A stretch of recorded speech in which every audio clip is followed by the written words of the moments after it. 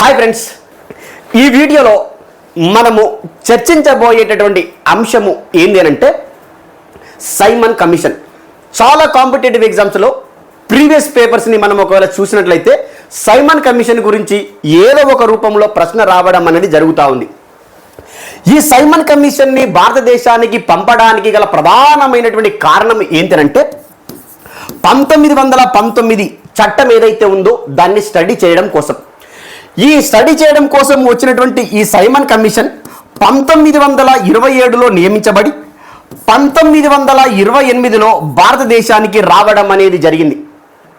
ఈ సైమన్ కమిషన్లో ఎవరు కూడా భారతీయులు లేకపోవడం వల్ల, అంటే 1+6 మెంబర్స్ వస్తారు, ఎవరు కూడా భారతీయులు లేకపోవడం వల్ల ఏమైందనంటే సైమన్ గో బ్యాక్ అనేటటువంటి నినాదాలు ఇవ్వడం జరిగింది.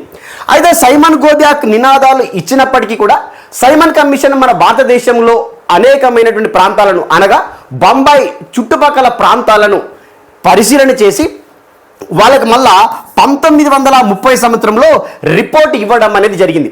ఇక్కడ రెండు ప్రధానమైనటువంటి విషయాలపైన మనకి క్వశ్చన్ వచ్చింది. సైమన్ గో బ్యాక్ అనేటటువంటి నినాదాన్ని ఇచ్చిన మొదటి వ్యక్తి ఎవరు అన్నాడు.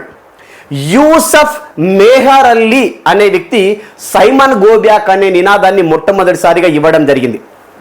ఇంకో ప్రశ్న ఏ విధంగా వచ్చిందంటే, అందరూ సైమన్ గో బ్యాక్ అన్నప్పటికీ కూడా ఈ సైమన్ కమిషను బాంబే చుట్టుపక్కల ప్రాంతాలను మరియు ఇతర ప్రాంతాలను సందర్శించి రిపోర్ట్ తయారు చేయడానికి సహకరించినటువంటి వ్యక్తి ఎవరంటే అంబేద్కర్ గారు సహకరించడం జరిగింది.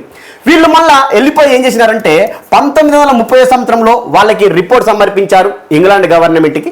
ఆ England government Simon commission report ఆధారంగా 3 రకాల రౌండ్ టేబుల్ సమావేశాలను ఏర్పాటు చేయడం జరిగింది. ఈ 3 రకాల రౌండ్ టేబుల్ సమావేశాలలో తీసుకున్నటువంటి నిర్ణయం ఆధారంగా తయారు చేయబడ్డటువంటి అత్యున్నతమైనటువంటి చట్టమే 1935 భారత ప్రభుత్వ చట్టం. ఇది సైమన్ కమిషన్కి సంబంధించినటువంటి చిన్న సారాంశం.